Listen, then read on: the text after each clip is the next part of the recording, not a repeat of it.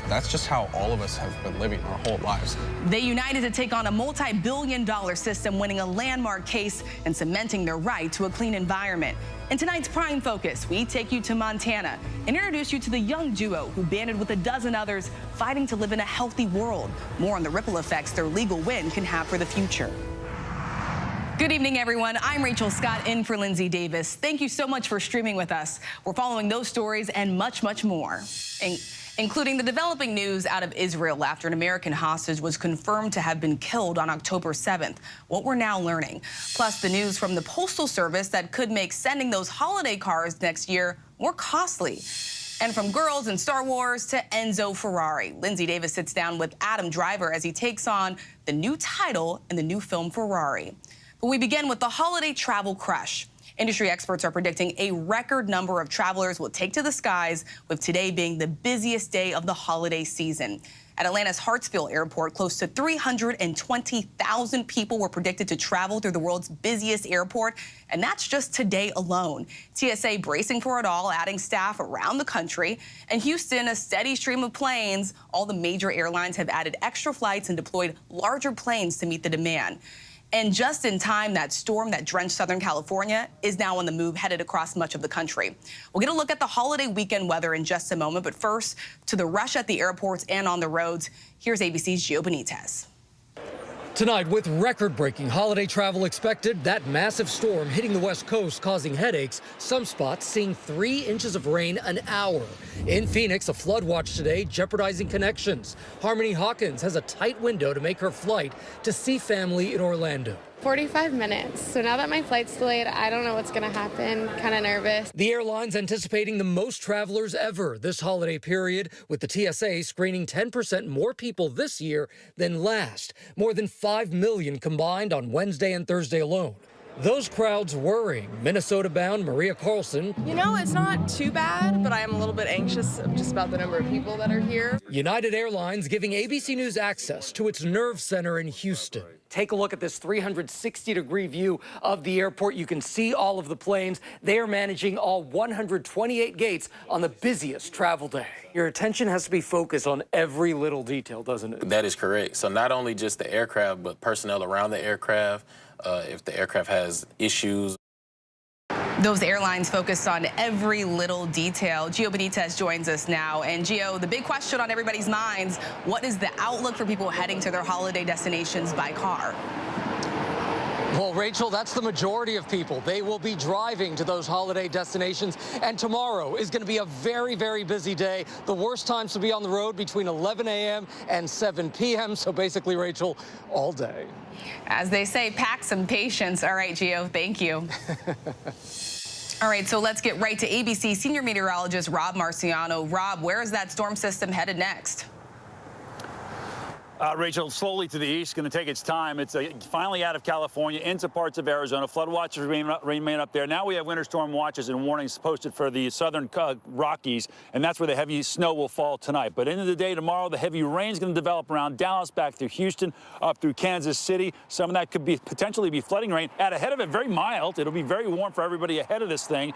And then as we go towards Christmas Eve and then Christmas Day morning, Atlanta, Nashville, Chicago, that's where the sliver of heavy rain is going to be, and that's going to cause some travel problems, certainly on the roads and maybe in the air as well. The good news is, though, pretty much all of the East Coast and most of the West Coast should be relatively quiet for a change. So there you go. Rachel? Yeah, that is a change. All right, Rob, thank you.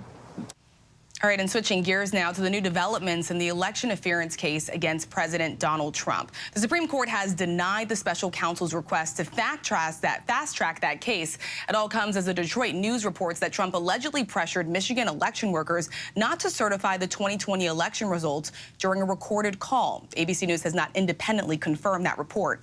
ABC senior investigative correspondent Aaron Katursky has it all. Tonight, a legal victory for former President Donald Trump. In a one-sentence order, the U.S. Supreme Court says it will stay out of the federal election interference case against him until a lower court decides whether he's immune from prosecution for crimes he allegedly committed while he was in office. Special counsel Jack Smith had asked the justices to move fast and bypass a federal appeals court. Today's decision almost certainly means Trump's trial, currently scheduled to begin March 4th, will be delayed. Trump faces conspiracy and obstruction charges for plotting to overturn the 2020 election. The special counsel said Trump used deceit toward state officials to subvert the legitimate election results. And tonight, a new report claiming to show how deeply engaged Trump was in efforts to cling to power.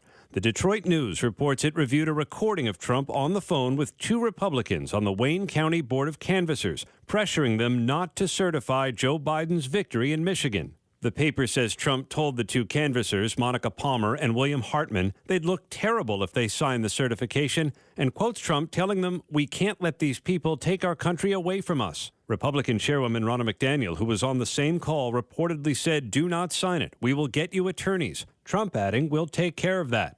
ABC News has not independently confirmed the report. Neither Trump nor McDaniel disputed the paper's characterization of the call. Palmer did not respond to our request for comment. Hartman died in 2021. The pressure campaign did not work. The canvassers ultimately certified the election for Biden. Trump's spokesman says the former president's actions were taken in furtherance of his duty as president to ensure election integrity. McDaniel said the call reflects her belief there was ample evidence that warranted an audit. The call fits a pattern of Trump's strong-arming state officials to change the 2020 election results, like his call to Georgia's Secretary of State. So, look, all I want to do is this. I just want to find 11,780 votes, which is one more than we have, because we won the state. Aaron Katersky joins us now. And Aaron, I want to go back to that order from the Supreme Court declining to fast-track a review of Trump's immunity. Put this into some perspective for us. What does this mean for the special counsel's case going forward? This is a blow to the special counsel, Jack Smith, Rachel, because he wanted the trial to start as soon as possible. He knew it was an extraordinary ask for the Supreme Court to skip over the D.C. Circuit Court of Appeals. Trump's lawyers accused him of trying to move forward with reckless abandon. Now Trump is saying he's looking forward to the appeal, but in all likelihood, a March 4th trial date at this point seems impossible. Rachel? Possibly delayed. All right, Aaron Katersky, thank you. And tragic news tonight on the death of an American hostage taken by Hamas. These are the last known images of 73-year-old Gadi Hagi. He was a grandfather of 7 going for his daily walk with his wife, Judy, shortly before terrorists attacked on October 7th. Judy is still being held hostage. Meanwhile, the UN Security Council has adopted a resolution calling to immediately speed aid deliveries into Gaza. ABC's Britt Clennett has more from Israel. Tonight, Israeli officials confirming the death of another American in this conflict, 73-year-old Gadi Hagi, seen in this surveillance video on the morning of Hamas's attack, leaving for a walk with his wife, Judy. The couple capturing this video, rockets streaming across the sky as the Hamas assault began. Previously listed as a hostage, Hagi's kibbutz today saying the grandfather of 7 was shot and killed by gunmen while on that walk. Hamas militants taking his body with them. His wife taken captive, still believed to be inside Gaza. Their daughter telling ABC's Matt Gutman last month she hadn't heard news about her parents since just after the attack. They were shot by terrorists, probably the first civilians to encounter terrorists that day. They shot the wheels of the ambulance. They put it on fire so nobody could send that ambulance to her. And that was actually the last we know of anything that happened to her.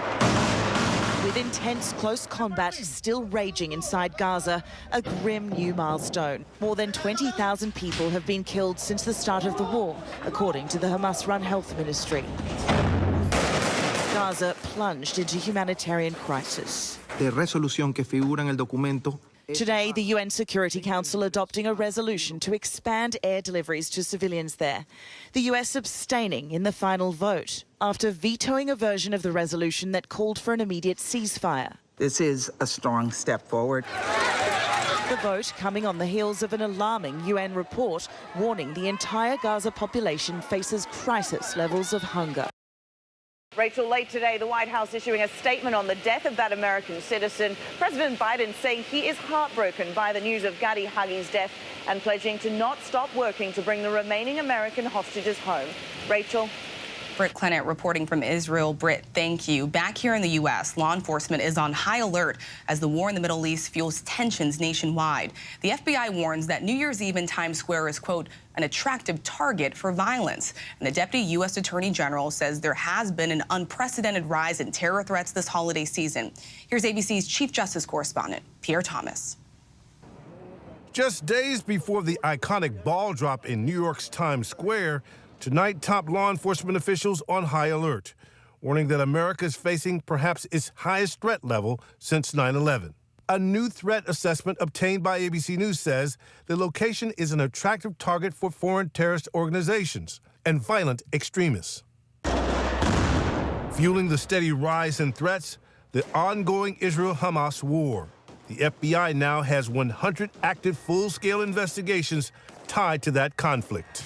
Since October 7th, the FBI has received more than 1,800 reports of threats or other types of tips or leads that are somehow related to or have a nexus to the current conflict in Israel and Gaza. In an exclusive interview, Deputy Attorney General Lisa Monaco says threats to public officials are reaching alarming levels. Just today, a 52-year-old man arrested for threatening to bomb a FBI field office in Los Angeles. The FBI intercepting emails to an unnamed agent from the suspect, calling himself the Unabomber, and writing that he was willing to commit mass murder. Just this week, Pierre, we've had cases involving threats to kill FBI agents, a Supreme Court justice, and 3 presidential candidates. And Rachel, that suspect charged with threatening 3 presidential candidates allegedly said he wanted to shoot and impale them. So you can see why these threats have to be run down. Rachel? Our thanks to Pierre Thomas, and you can watch the rest of Pierre's exclusive interview Sunday morning on This Week. We turn now to new concerns about RSV in young children after Wisconsin officials confirmed 2 pediatric deaths. 23 states plus New York and Washington, D.C. are experiencing high or very high levels of respiratory illness activity, which includes RSV, the flu, COVID, and the common cold. Now to a nightmare at sea. A massive wave slammed into a Norwegian cruise ship. It was packed with hundreds of passengers. The wave hit during a brutal storm in the North Sea, knocking out the ship's power and navigation systems. Here's ABC's Marcus Moore. Tonight, a terrifying ordeal at sea after a rogue wave rocked a Norwegian cruise ship packed with passengers. The ship, named MS Maud, bound for England, setting off from Norway, sailing into the North Sea when a violent storm sent strong winds and massive waves into the ship. Windows on the bridge shattered, the vessel losing power and its navigation systems. Passengers wearing life vests huddled together. Remarkably, no passengers or crew were hurt. Experts say rogue waves are more than twice the size of other waves nearby and are uncommon and unpredictable. The ship, now with only 1 working engine, is stabilized and being towed to Germany. And Rachel, that ship was originally scheduled to arrive here in the UK today, more than 260 passengers on board. And tonight, the cruise line is working to provide travel back home for all of those passengers. Rachel. Terrifying ordeal. All right, Marcus, thank you. The Notre Dame Cathedral is set to reopen in December 2024, 4 years after it caught fire. Major renovations have been underway. American and French carpenters joined forces to help recover the priceless monument using ancient techniques to restore the cathedral, and it took a lot of work. Over 2,000 specialists, from artists to metal workers, have come together in order to meet next year's renovation deadline. Calling all wine lovers, Napa Valley winemakers say the 2023 vintage could be the best yet for red wines and white wines. Grape growers say that the heavy rain and a long growing season has produced some pretty amazing grapes. Winemakers have been buzzing about how good this harvest was going to be. Some grapes were not harvested until late October and November due to a cool spring and heavy rainfall that slowed the ripening process, but resulted in extra hang time for those grapes. Can't wait to taste. Still so much more here on Prime. What airport officials are saying about the possible motives of a man who allegedly had a suitcase filled with thousands of dollars in cash. But next, the young duo in Montana who helped take over the fight against climate change and won. We'll have a look at what's motivating their mission and what it could mean for the future. Nothing's improving at all. It's getting worse. The smoke is getting worse. We call it 5th season of the year. Fire season's 5th season. whenever news breaks. We are here in Israel, a nation at war after that brutal surprise attack by Hamas. On the ground in Ukraine, reporting from Lewiston, Maine. The scene of a horrific mass shooting. ABC News Live is right there everywhere. From the scene of that deadly missile strike in Dnipro, Ukraine. Reporting from the earthquake in Turkey. In Rolling Fork, this tornado tore through this little town. From the most devastating disaster in Hawaii. From Charleston, South Carolina, on the 2024 campaign trail. In Iceland. Let's go. Traveling with the president in Mexico City. Wherever the story. From the front lines. From southern Israel. Outside the Gaza Strip. In Beirut. From the FBI. Reporting from the nurses on the picket line. Here at 10 Downing Street in London. Streaming live to you. Wherever the story is. Wherever the story is. Wherever the story is. We're going to take you there. You're streaming ABC News Live. ABC News Live. You're streaming ABC News Live. ABC News Live. Streaming free everywhere. America's #1 streaming news. First thing in the morning. There's a lot going on. Everybody in that home is okay. To catch you up with what happened overnight. We are here at fashion's biggest night out. What's happening today? YouTube has unveiled a new set of policies. What people are talking about. The new ad campaign. Fast, straightforward. With some fun in between. A real-life Barbie dream house. A name change for the Wienermobile. First thing in the morning. America This Morning. America's #1 early morning news. On ABC News Live. All right, here we go. You ready? Let's do it. Yes, it's the show America wants and America needs right now. This is What Would You Do? Let's go. How are you? Can I hug you? Yes. So what will you be watching Saturdays on ABC News Live? What would you do? Hey, I guess I just found out. The What Would You Do Marathon, 2 to 6 Eastern, every Saturday on ABC News Live. My favorite show. Welcome back. In a landmark case in August, a group of 16 young people from Montana became the first in the country to successfully sue the government for failing to protect them from climate change. But what does their legal victory mean? And will it make any real difference for the environment they love? ABC's Devin Dwyer travels to Montana for a closer look in tonight's Prime Focus. Later and I love to fly fish. It's peaceful, it's calm. Just you and the water. So yeah, it's 10 and 2. Respecting the land and the wildlife whose habitat that you are entering and then taking something from. Now I just need to catch the 30-inch that's in here somewhere. That's been really ingrained in both of us from a very early stage. For Lander and Badge Bussey, the Montana wilderness is more than a teenage playground. It's a feeling that can't be recreated. The river is their culture. The forest on the doorstep of Glacier National Park is their home. Do you consider yourself environmentalists? Environmentalist is a very stigmatized word. We're just normal Montana kids. We're Montanans first. And although a lot of what we practice and preach are very rooted in what some might call environmentalist values, that's just how all of us have been living our whole lives. By any measure, the brothers have become warriors against climate change. Got the smoke back there too. Troubled by extreme seasonal drought, epic springtime floods, and destructive summer wildfires across Big Sky country. Nothing's improving at all. It's getting worse. The smoke is getting worse. We call it 5th season of the year. Fire season's 5th season. In 2015, a blaze tore through the beloved wilderness area Badge Bussey was named after. I went back in there with my dad a few years ago on horseback, and it was pretty just terrifying seeing just charred land pretty much everywhere. You said during the trial, I think, that it felt like you had lost part of yourself. Yes, 100%. We've seen just in our own lives, particularly in the last 5 or 6 years, just kind of this infiltration of climate change and its effects into our own lives that we didn't ask for. Still not old enough to vote, the Bussey brothers 3 years ago joined 14 other young Montanans in a landmark lawsuit against their state, alleging its promotion of fossil fuels is contributing to climate impacts that harm them.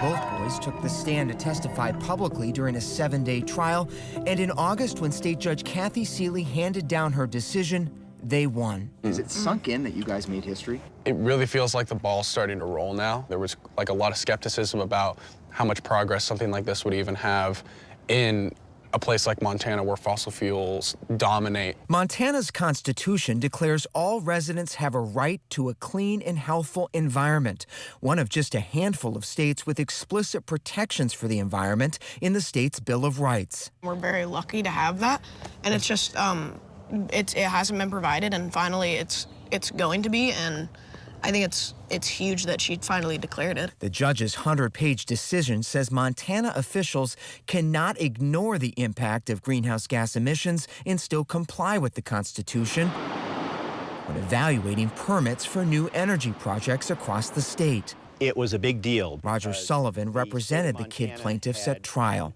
We will see a difference on the ground in terms of permitting decisions and in terms ultimately of the amount of CO2 that's being discharged into our atmosphere. That will have real-life consequences in Montana, in the United States, and in the world. Lander's got a deer just right up there. The Bussey brothers say their victory also gives momentum to efforts in other states to amend their constitutions to be like Montana's. It's also lifting the spirits of young people like Layla Hassanzada of Virginia and Isaac Vergun of Oregon, leading similar lawsuits against their governments over the climate crisis. What was your reaction when you got the news that those 16 kids in Montana won their case against the state? Seeing such a landmark case kind of produce such an awesome result was really inspiring. You're suing the federal government over climate change. Why? Pretty plain and simple. The federal government has knowingly known about this issue with climate change and has only exacerbated the problem. It's only going to create solutions. It's only going to move us forward. Governments have long rejected the idea that they bear legal liability for climate change impacts. Montana called the August ruling absurd and a publicity stunt, saying that Montanans can't be blamed for changing the climate. We'll continue to permit protectively. Chris Dorrington is director of Montana's Department of Environmental Quality, the agency responsible for environmental impact studies for proposed oil, gas, and coal projects. He says there's a good reason greenhouse gas emissions have never been part of their assessments. The state legislature and U.S. Congress have not said affirmatively, you shall go this way with climate analysis. But will you now, because of this decision, have to look at those things? There's permits that have standards that are well vetted through the course of time and through really integrated stakeholder involvement of all sorts. We will permit according to those standards. But you don't want to take a position on whether it should be included in your analysis for a permit, for example? At this time, because we're in the case, I'd rather not address all of the outcomes that could prevent it. Lander and Badge Bussey say that acknowledgement by a top state official is a major turning point after years of climate denial at the highest levels. Their court victory is also a validation of scientific evidence that climate change is real and that state policies are making it worse. The judge's decision declared Montana a major emitter of greenhouse gas emissions, noting there's still a significant quantity of fossil fuels yet to be extracted. The oil and gas and coal extracted in Montana led to the release of nearly 70 million tons of earth-warming CO2 in 2019. We can't just turn off the coal-fired generation. We can't just shut down the coal mines. We can't just shut down the oil and gas production. We can't just shut down the refineries. It'll put us into a tremendous economic downturn. Alan Olson, executive director of the Montana Petroleum Association, says the state's energy industry is not going anywhere. Does the decision mean that new permits for energy products could be denied or held up in some way? I don't see them being denied or held up at the permitting level, but I do see that as a possibility through litigation in the courts. The fuel is still going to be pumped, the coal is still going to be mined. The coal's still going to be mined, we're still going to produce oil and gas, but like I said, it's going to give them a little more impetus to start filing more lawsuits. As historic as it may be, the court's decision stops short of ordering the state to cut support for the energy industry or take steps to remedy the impacts from fossil fuel emissions. This gives legal foundation to putting CO2 and greenhouse gases in the mix of analyzing any of these permits. Nobel laureate climate scientist Dr. Stephen Running, who testified against the state, says the legal victory is still a sea change. A big validation for the science. Oh, yeah. And particularly, it's a validation that None of the old climate denier stuff from 10 years ago was even put forward. I see this trial as a big step in giving people hope that we're starting to pay attention, the big global week. Look at all these heads. Yeah. Oh, yeah. The Bussey family is embracing that hope. Do you have flies? But as the state begins its appeal of their case, the brothers say they're still grappling with the costs. When I go back to school, I will probably be in a little tight situation. Most of the What do you mean? Just people at my school not genuinely believing in climate change. I'll probably be put in like a little box. I probably won't have that many friends this year. You think people will isolate you because yes. of your participation? Well, it's happened before. Are you done with all this slander? Mom Sarah Bussey says she and her husband Ryan, who's running for governor, I feel like Kim Kardashian. see in the entire experience Well, you don't look like her, honey. a lesson. We have to be willing to change. And I mean, if we can't learn that from our kids, you know, I don't know who we can learn it from. And I can't believe that we as adults are having to learn this from our kids, right? The kids have become the adults in the room. From their backyard to the boundaries of the wild. A fight against climate change finding success in a courtroom. Not only is this a big deal for establishing our rights, but it's a big deal for establishing climate as a national problem. Lander, can you angle your fly that way? A problem the Bussey brothers say is now part of their life's mission to solve. It's completely possible. I mean, it can fully happen. I mean, we proved it. Our thanks to Devin for that. Still so much more to get to. Coming up, the technology a thief used to steal a $75,000 car in just minutes. But next, a record number of Americans are leaving home for the holidays. We take a closer look at where they are going and how much they are spending by the numbers. With so much at stake, so much on the line, more Americans turn here than any other newscast. ABC News World News Tonight with David Muir, America's #1 most watched newscast across all of television. This is ABC News Live. The crush of families here in Poland. At refugee centers. In Putin's Russia. On the ground in Ukraine. Close to the front line. From the capital. Destructive Cat 4 storm. You're along I-5. Boston is in the bullseye. Let's go. ABC News Live, America's #1 streaming news. Anytime, anywhere. Streaming 24/7, straight to you for free. Thank you for making ABC News Live America's #1 streaming news. From America's #1 news comes the all-new ABC News app. Breaking news, incredible video, faster, smarter, and customizable to your interests. If you love being in the know, you're gonna love this. Experience the all-new ABC News app. Download it now. All right, here we go. You ready? Let's do it. Yes, it's the show America wants and America needs right now. This is What Would You Do? Let's go. How are you? Yes. So what will you be watching Saturdays on ABC News Live? What would you do? Hey, I guess I just found out. The What Would You Do Marathon, 2 to 6 Eastern, every Saturday on ABC News Live. My favorite show. First thing in the morning. There's a lot going on. Everybody in that home is okay. To catch you up with what happened overnight. We are here at fashion's biggest night out. What's happening today? YouTube has unveiled a new set of policies. What people are talking about. The new ad campaign. Fast, straightforward. With some fun in between. A real-life Barbie dream house. A name change for the Wienermobile. First thing in the morning. America This Morning. America's #1 early morning news. On ABC News Live. We have really good news. Congratulations, you're pregnant. I was terrified. It was just so traumatic. Nightmare. People need to understand, these were wanted babies. 18 women facing life and death medical conditions. Their lives now out of their control. I felt like I was going to die. Our lives and our health are debatable. I wouldn't wish this upon my worst enemy. Diane Sawyer, Rachel Scott, On the Brink, now streaming on Hulu. Why do so many people start their day here? From ABC News, this is Start Here. To be in the know and get a different take on the day's top stories. A lot of news today, so let's get into it. Listen now to the Daily News Podcast honored with 4 Edward R. Murrow Awards and see why the New York Times calls it a news podcast worth listening to. Start Here, ABC News. Make it your daily first listen. Now, that's a part of the story I bet you didn't see coming. Wherever you get your podcasts, Start Here. It's lunchtime in America, so what are we serving up? Well, how about everything you need to know? You know, that sounds pretty good. Give it to me. Your health, your money, breaking news, pop culture, with the biggest stars, music, trends, and of course, good food.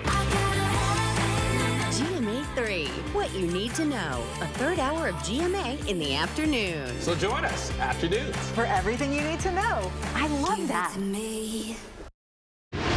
Reporting from the earthquake in Turkey, I'm David Muir. Wherever the story, we'll take you there. You're streaming ABC News Live.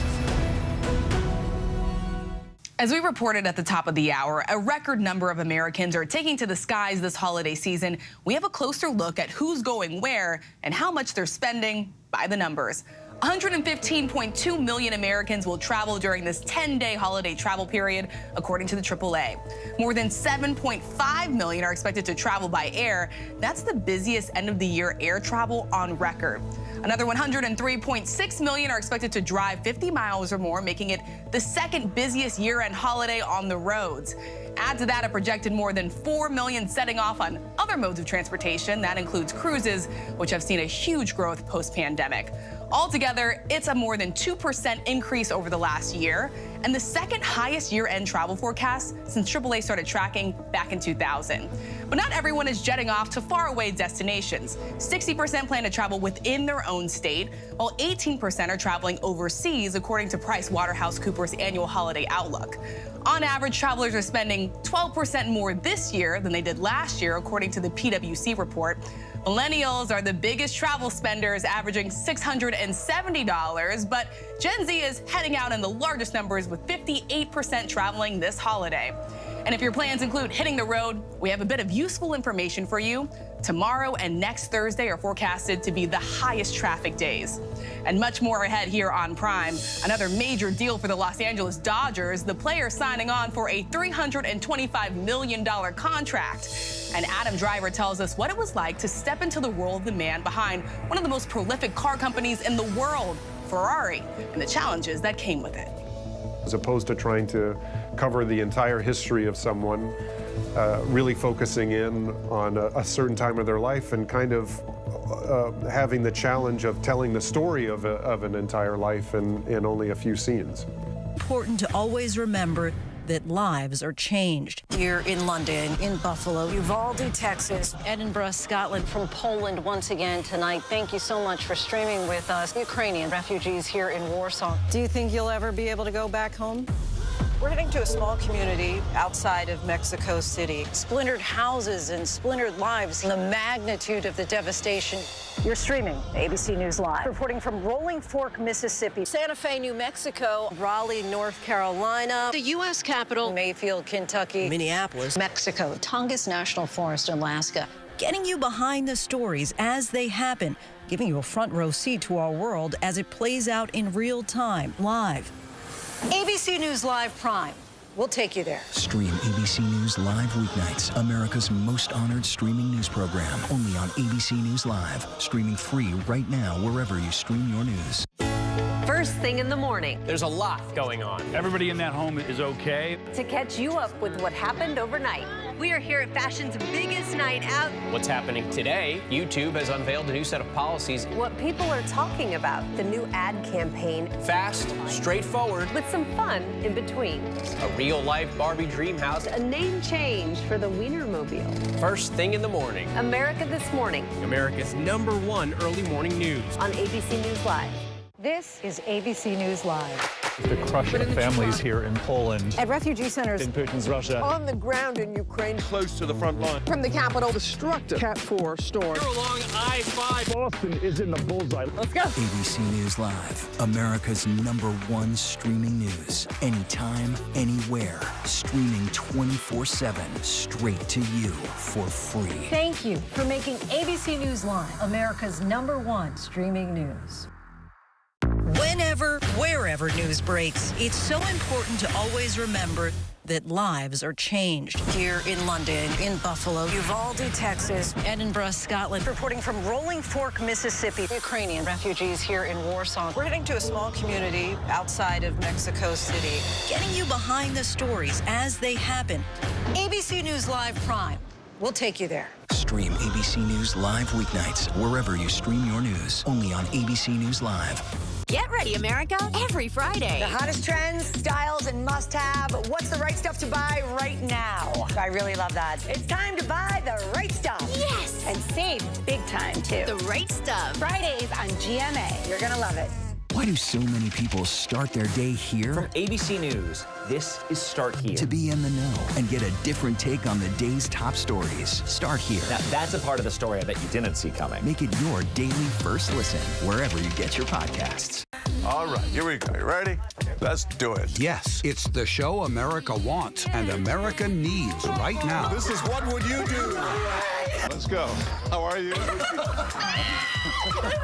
Yeah. So what will you be watching Saturdays on ABC News Live? What would you do? Hey, I guess I just found out. The What Would You Do Marathon, 2 to 6 Eastern, every Saturday on ABC News Live.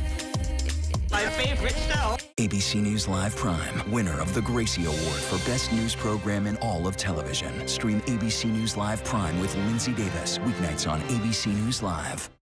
Welcome back. The warning about a surge in respiratory illnesses during the holidays, the shocking find inside of someone's luggage at an airport, and the huge deal a Major League Baseball star just landed.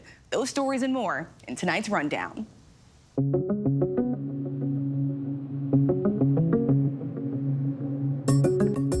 Respiratory illness cases rising across the United States. New CDC data showing high levels of respiratory illnesses in 23 states and Washington, D.C. 9 of those states showing very high levels. Respiratory illness activity includes doctor visits with flu, COVID, RSV, and the common cold. The CDC reporting the number of Americans in the hospital with flu and COVID continue rising. The agency urging people to get updated flu, COVID, and RSV shots if they're eligible. Florida officials investigating thieves using a high-tech method to steal a Corvette. Martin County Sheriff's surveillance video showing a suspect removing a car window, climbing inside, and eventually driving away. Police telling WPBF the suspect had a device which programmed a key fob once he got inside the car, letting him start it and drive away. WPBF said police believe an organized crime team is targeting keyless entry vehicles. It's extremely alarming how fast these criminals are able to come in there, use this program, get in the vehicle, and drive off. Travelers often take money with them on a flight, but one in Charlotte recently took that to a new level. Earlier this year, agents at Charlotte Douglas International Airport found more than $70,000 in stacks of cash inside a suitcase, hidden inside clothes and sleeves and pockets. Court documents say the money was sniffed out by a canine and that the traveler initially said the money belonged to his cousin, though authorities said his travel history was consistent with a drug or money courier. WSOC reports that no criminal charges have been filed against the man yet. Next year's holiday cards will cost a little more to mail. The post office is raising the price of stamps starting January 21st, 68 cents. Priority mail also increasing 5.7%. It's the 5th hike in 2 years. These hikes are part of a 10-year plan to raise rates to help the U.S. Postal Service recover from plunging profits. Dancing with the Stars judge Derek Huff shared a promising update on his wife, Haley Erbert. Huff said on Instagram that Erbert had a successful cranioplasty surgery to replace a portion of her skull. He went on to thank Erbert's medical team as well as fans who shared their support. Herbert needed emergency surgery earlier this month after being diagnosed with a burst blood vessel in her brain. Huff said following this latest surgery that he and Herbert were filled with hope and optimism for the future, knowing she is on the path to a full recovery, surrounded by such a loving community. The Los Angeles Dodgers have signed another huge deal with a prized pitcher. ESPN is reporting that Yoshinobu Yamamoto of Japan will earn $325 million over 12 years. That follows last week's $700 million contract the Dodgers reached with Japanese superstar Shohei Ohtani. The Dodgers were able to get it done thanks to Ohtani deferring $68 million per year. They went and signed his compatriot, who's one of the most exciting pitching prospects in years. Now to the last-minute holiday shopping rush. Millions are still on the hunt trying to check off the final gifts off their lists. But are economic issues like inflation keeping shoppers from splurging this year? Here's ABC's Maria Villarreal with some answers. You have a Merry Christmas. You too, Merry Christmas. Tonight, amid the final holiday shopping rush. Much better deals on last minute. Prices falling for the first time month over month since April 2020, according to the Department of Commerce. More progress than economists expected. Retailers have been offering key deals to consumers throughout the season. We know that deals in many cases started as early as October, and consumers have confidence that they will continue even through the end of the holiday shopping season. Though prices are dropping, inflation sits at 3.1%, a point higher than the Fed's target. And consumers are still stretched, spending $200 more a month compared to a year ago. I budgeted knowing that Christmas comes the same time every year and the inflation was still going to be high. I don't think it's getting better. Small business owners staying positive as the economy shows hopeful signs. People are spending money on their homes, on their gifts, and even if funds are tight, they still buy a new ornament every year. Merry Christmas. Merry Christmas to you as well. Maria Villarreal joins us now. All right, Maria, how are some of the bigger corporations reacting to a possible decrease in spending this year? We know, Rachel, big corporations like Nike, for example, they are still very cautious right now. In fact, they just sent out an alert recently warning of a potential revenue loss. But here in Grapevine on Main Street, the Christmas spirit is clearly alive. And in fact, tomorrow on Super Saturday, 142 million people are expected to shop around the country on what's being called Super Saturday. Time is running out. Busy Main Street behind you. All right, Maria, thank you. An electro-pop duo is keeping things fresh and funky with their unique sound and stunning videos. Sylvan Esso formed more than a decade ago when two like-minded musicians first fell in love with each other's beats and, well, then with each other. So now 5 albums, worldwide tours, and a new Spotify session later, the pair is better than ever. Our Phil Lipoff sits down with the duo in tonight's Prime playlist.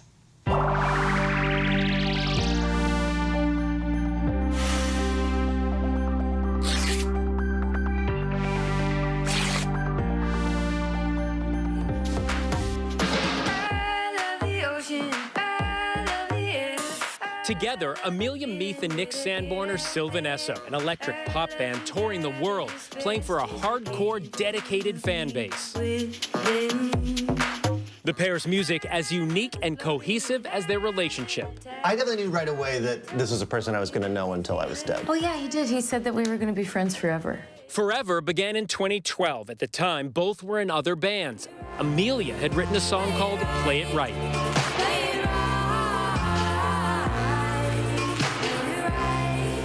She asked Nick to remix it. It was good. I can't wait till we get to something where she says it was great. because everything she said so far that was good, it's nice to manage expectations. This is who I am. Right. Funny and self-deprecating. Oh, look, will it fix me? No. A trademark of their relationship and their music. Look no further than their name. I was playing a video game at the time called Swords and Sorcery. And in it, you can do a magical spell where you hold your little sword above your head and sing a song. And then these beautiful little creatures called Sylvan Sprites come and visit you. And so Sylvan was in my orbit. Amelia sent me that name, and we were immediately kind of like, well, that's it. It's one of those, when you hear it, there's no going back. Sylvan Esso's music, an eclectic mix of folk and electric pop. Hey Mommy, off their self-titled release, was a hit. So was Coffee.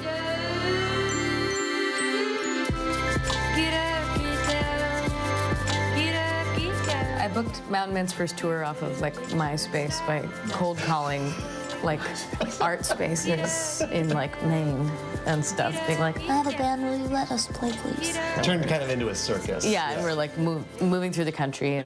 Grassroots, one fan at a time, playing major festivals all over the world, like Coachella.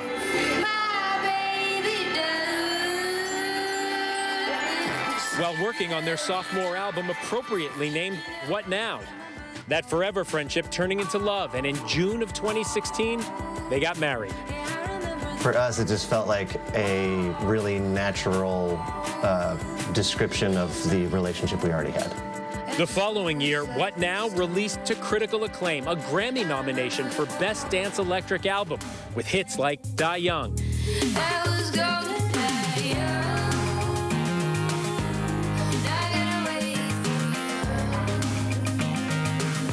Momentum building, newly married, a big tour plan. And then, everything just stopped in 2020. The pandemic hit. It was pretty sad, to be totally honest. Yeah. Well, because all of your interactions, I think we tour so much, and we have such a distinct relationship with the people who like what we do. It was a very isolating experience, but now when we're at shows, the amount of people who come up to us and are like, when you put out that record, like, it carried me through the pandemic. Was there ever a moment where you guys looked at each other and went, I don't know, maybe this will be it? We have a studio in North Carolina that had like just gotten finished right when the pandemic hit, so like we were able. It's kind of oasis. Yeah, we had an oasis. We were able to record. That studio became a communal space, shared with friends, used to create. Checking out the numbers. Let me feel something. Sylvan Esso's lyrics, as important as their melody. Amelia describes her writing process, specifically using syllables to write a good hook. Can you think of one particular song that is a really good example of that? Yeah, let's see. Oh, like in Ferris Wheel, there's a part where I say like, when I'm slamming in my dancing shoes. When I'm slamming in my dancing shoes, asphalt top and my knees are bruised. I wanted to write it in a really fun sounding, kind of like a strange little elf skibbling along, you know? Yeah. Yeah. When I'm slamming in my dancing shoes. Yeah. Like that. It's very movement, you kind of like, yeah. When the world started to open back up, Sylvan Esso headed back out onto the road. A huge 2022 summer tour with Odessa. From that high-intensity summer to our meeting at New York City's legendary Electric Lady Studio. Nice world, Sandy. Built by Jimi Hendrix in 1970. So many historic sessions here, from Stevie Wonder and David Bowie to more recent projects with Taylor Swift, Lady Gaga, and Tony Bennett. On this day, Sylvan Esso adding its name to that list, recording exclusively for Spotify.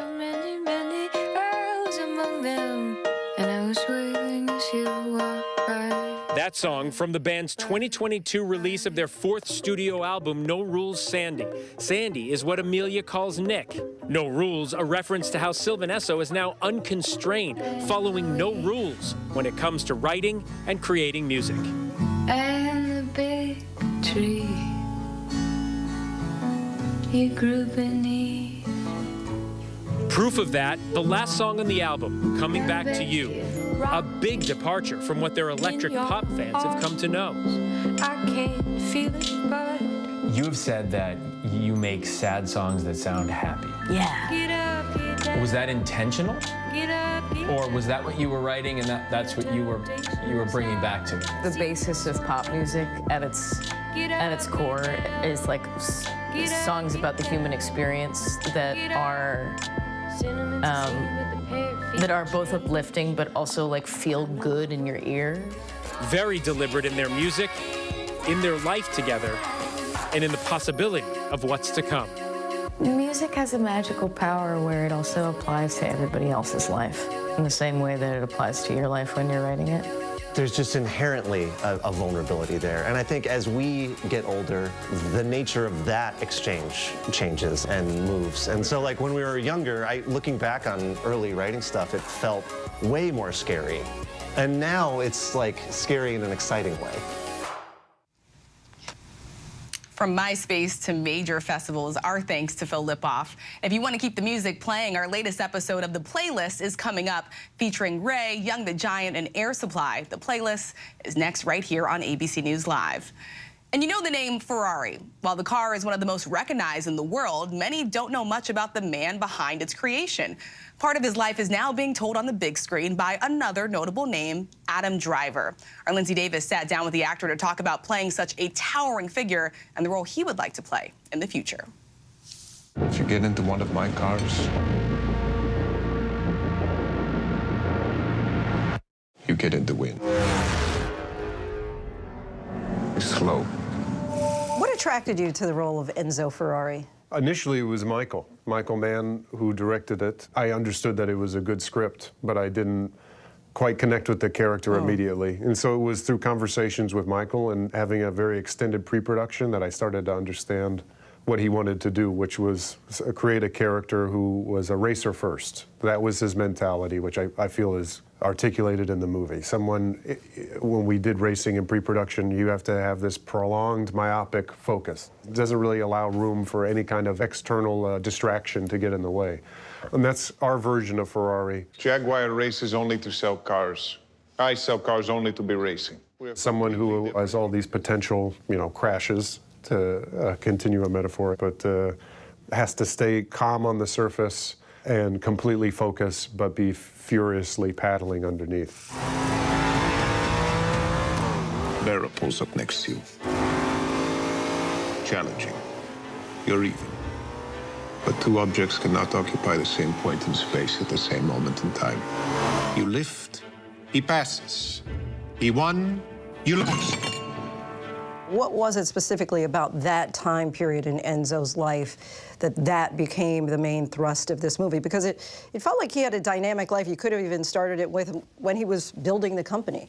Yeah, it was 3 months in 1957 where it was particularly dramatic. His wife, Laura, who he started the company with, found out about a kind of double life that he was living with this woman named Lena Lardi, and her son was about to be confirmed and wanted to know if he should be confirmed as Piero Lardi or Piero Ferrari. It destroyed us! What do you care?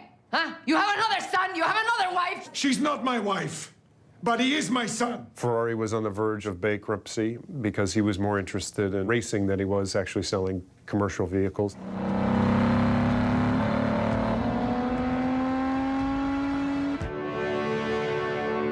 And this isn't a biopic, but I appreciate movies about people as opposed to trying to cover the entire history of someone, really focusing in on a certain time of their life and kind of having the challenge of telling the story of an entire life in only a few scenes. People are going to hear the title Ferrari, they're going to see the trailer, they're going to immediately think this is about racing and fast cars. But it feels like the heart of the movie is really more than that. Yeah, thank you for saying that. To hedge people's expectations, it could easily have been a movie that was just what you're describing, and it would have been cinematic and beautiful to look at, but that's not Michael Mann's films. They're either character-driven stories. A big theme in this movie is loss and grief, and this is 1957, so it's pre-psychology, and these people have come up with their own coping mechanisms to deal with. In this instance, Enzo's just lost his son a few years before the start of our movie, and he and Laura, played by Penelope Cruz, have not yet really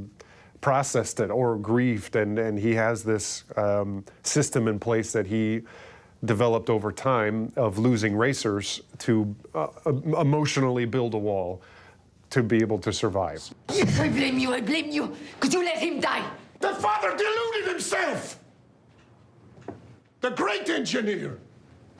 I will restore my son to health. Obviously, you just play one man, but it feels like he's almost three distinct characters in that he's in this fledgling marriage with grieving the loss of his son also this burgeoning relationship, romance, rearing a new younger son, and then also this company that's on the verge of success or failure within any moment. Did you feel that there was this distinction almost within your character? Oh, completely. I think that's the strength of the script, written by Troy Kennedy Martin, and also of Michael's films, that it is ambiguous at times, and he's not likable necessarily, which I feel is such a boring thing to play. When we win, I can't see my cars for shots of starlets' asses. When we lose, you're a lynch mob. How I find people is filled with unresolved contradictions. He, as running a car company at that time, was very aware of his myth, and in a sense was playing a part. That's why he wears sunglasses. He builds a shield and an image that he's representing to the public, that he's representing to press, and to his drivers. And we only see him really vulnerable when he's in the mausoleum with his son, Dino, and the most relaxed when he's with Lena Lardy. And you talk about that kind of guard up that he has, that shield or the sunglasses. There's a particular scene that struck me where he's talking about the pigeon. He says, "Stay there, pigeon, otherwise you're dead meat." Yeah.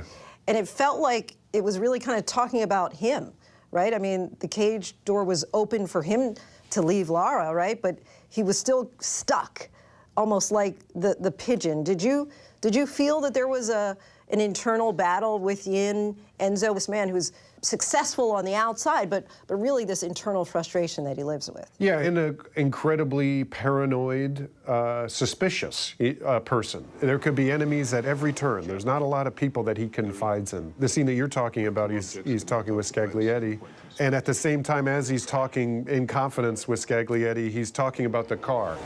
So I love that scene because it's very much about how he is kind of imprisoned by this image that he has. But at the same time, he doesn't necessarily make a distinction between his private life and work. And how he ends the scene is by saying, you know, we have history. Nothing can trump history. You know, and I thought that was a beautiful way of expressing it. Many people know you from comedies like Girls, your fan favorite on SNL. One man came close to breaking me, H.R. Pickens. He did not succeed. For I crushed him into the ground! Who is H.R. Pickens? Exactly! It feels like in recent years you've been drawn more into dramas like Ferrari. Do you have a preference? No, I mean, I would do a comedy. I haven't been asked to do one. I don't have much of a plan, except now that I'm getting older, I see that I'm not going to do this forever, and there might be some parts that I want to play before I age out of them. But to me, it's a director's medium, so it's just, in my mind, if you can, and you're lucky enough and you're available, you just try to work with great directors. Still so much more ahead for him. Our thanks to Lindsay and to Adam Driver. Ferrari will be in theaters on Christmas Day. And that's our show for tonight. I'm Rachel Scott. ABC News Live is here for you all night with the latest news, context, and analysis. You can always find us on Hulu, Roku, Pluto TV, the ABC News app, and of course, on abcnews.com.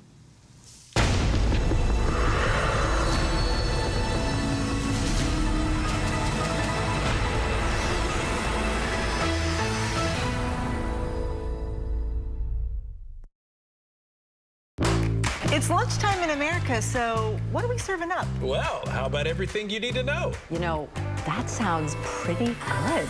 Give it to me. Your health, your money, breaking news, pop culture, with the biggest stars, music, trends, and of course, good food. GMA 3, what you need to know. A third hour of GMA in the afternoon. So join us, afternoons. For everything you need to know. I love that. All right, here we go. You ready? Let's do it. Yes, it's the show America wants and America needs right now. This is What Would You Do? Let's go. How are you? Yes. So what will you be watching Saturdays on ABC News Live? What would you do? Hey, I guess I just found out. The What Would You Do Marathon, 2 to 6 Eastern, every Saturday on ABC News Live. My favorite show. Whenever, wherever news breaks. It's so important to always remember that lives are changed. Here in London, in Buffalo, Uvalde, Texas, Edinburgh, Scotland. Reporting from Rolling Fork, Mississippi. Ukrainian refugees here in Warsaw. We're heading to a small community outside of Mexico City. Getting you behind the stories as they happen. ABC News Live Prime. We'll take you there. Stream ABC News Live weeknights wherever you stream your news. Only on ABC News Live. All across the globe, the world will be celebrating the new year. And you can see it as it happens live. The global celebrations. See the new year as it comes in live. Streaming all day and night on ABC News Live. Reporting from Monterey Park, California, I'm Robin Roberts. Wherever the story is, we're going to take you there. You're streaming ABC News Live.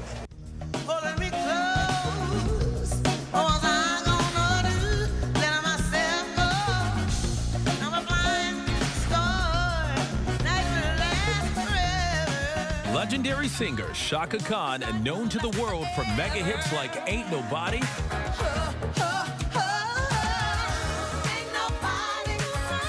and Through the Fire.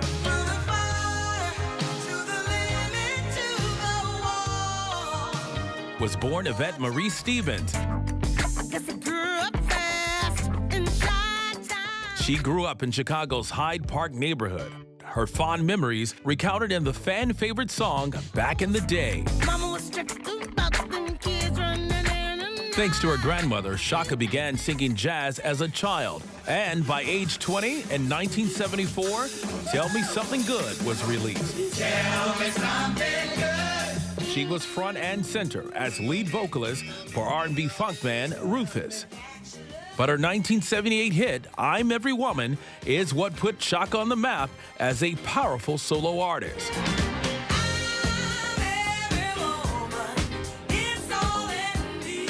While she continued to perform with Rufus, Shaka's solo career blossomed with hits like I Feel For You, written by Prince himself.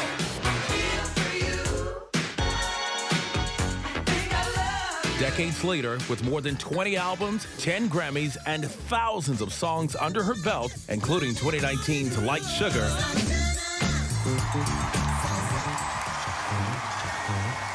Shaka Khan was finally inducted into the Rock and Roll Hall of Fame this year, receiving the award for musical excellence. God bless you. I got a chance to sit down and spend some one-on-one time with the Queen of Funk herself.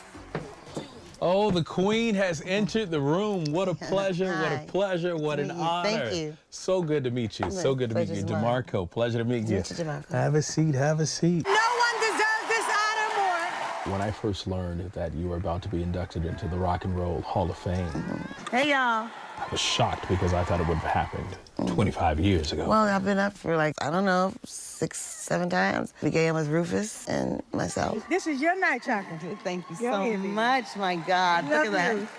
Thank you, I love you. I'm just happy that it's finally just could happen.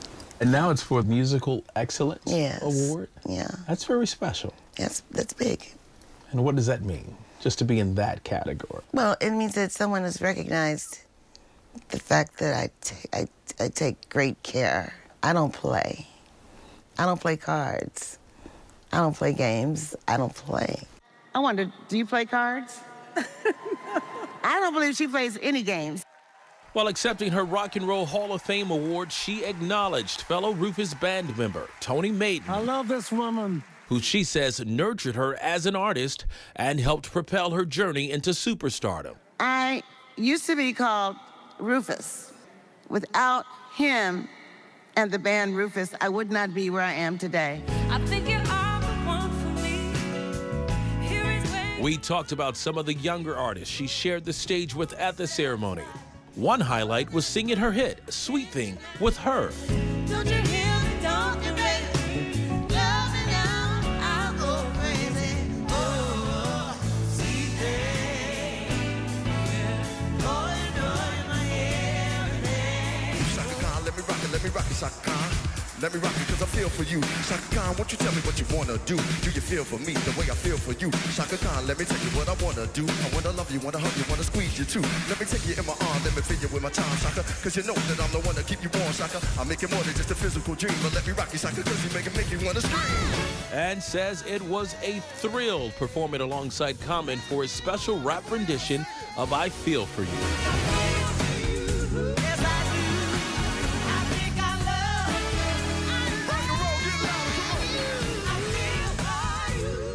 Both her and Common say Shaka has been and still is a significant influence on their work as artists. And then you just celebrated your 70th birthday, by the way. This year, yeah. And look good. Well, thank you. I know people want to know what's the secret. They ask you all the time. I have a good heart. A good heart. A good heart. It's your heart. It's your heart. What you're about.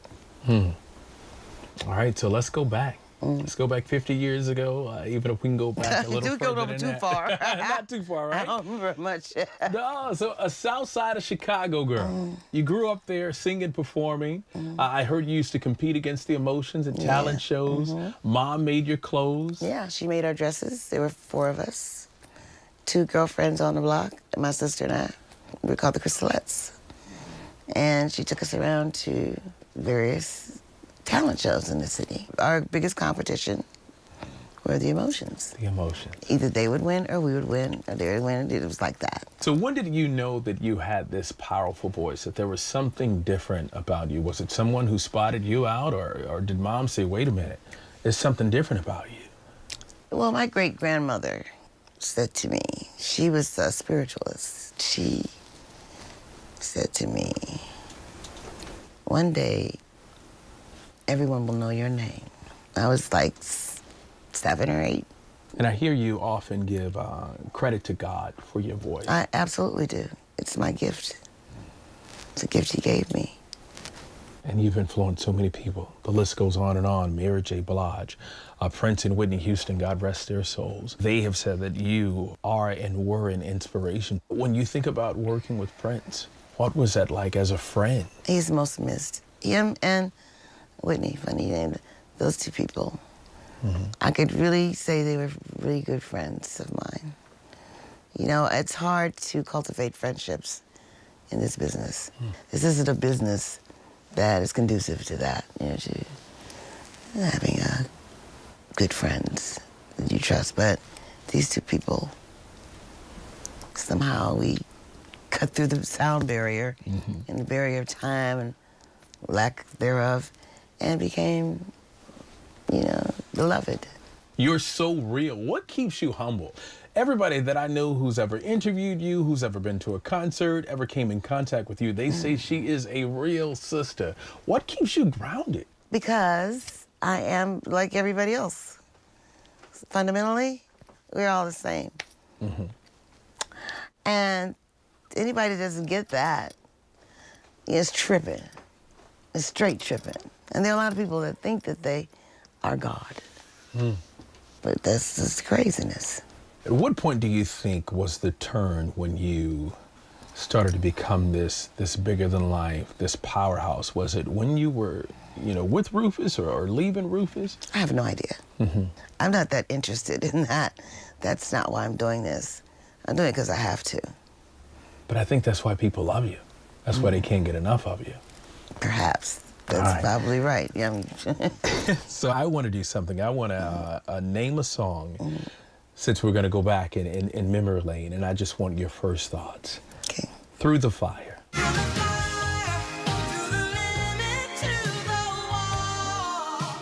Beautiful song. David Foster. It was an instrumental. And it was called Shaka. So he wrote words to it and sent it to me. How could I not do it? He named his song after me. I said, okay, I'll sing it. You got to do it. Yeah. And it's a lovely song. It's a beautiful song. Do you love what you feel? Yeah, do you love what you feel? Rufus.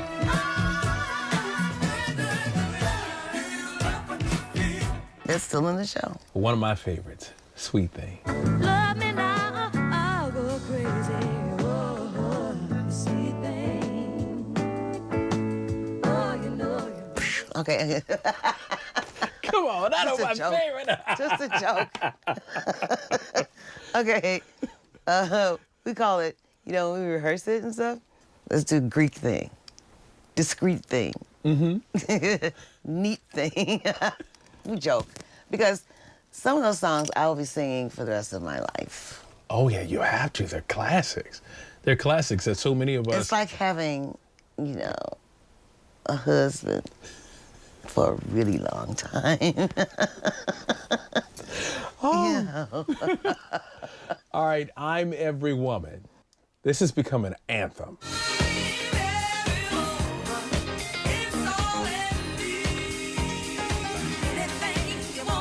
Valerie Simpson and Nick Ashford wrote the song for me. For a long time, I took that song personally, and I felt very uncomfortable saying it. How dare I say, I'm every woman?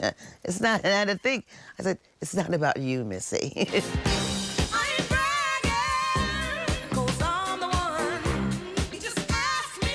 See, you're saying collectively, we're every woman. Ain't nobody.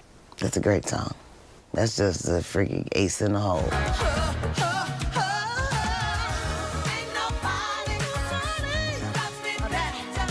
You start rocking on that when I said that you start rocking. David Hawk Walensky, who was a keyboard player with Rufus, came up with that. I wish I'd written that sucker. I felt like I did. You know, he knew me. He knew me very well. You know, and so he knew just how to, you know, put my voice out there on the platform. You know that I would, and I still enjoy singing that song. Tell me something good. Tell me something good. Tell me that you love me. Great song. Stevie also channeled me on that one. Is there a gospel song that you go to? I love Kim Burrell singing Holy Ghost. Created me. Oh, don't get me started. Oh, don't stop. Don't I stop. have to. Don't stop. Child, I have to. She is a musician, singer. She ain't no dope. I am in awe of her. And to get your blessing, too. Oh, I don't know about all that, but I'm telling you, she moves me. I love her. I think I'm sitting in church right now, and I'm just a little biased because I love me some Chaka Khan. I think we all do. But we've heard so many artists who tried to mimic you, who sampled or tried to cover some of your pieces. Is there one or two in particular that you say, okay, you know what, they got it right? You know the girl that sang Funkin' for Jamaica?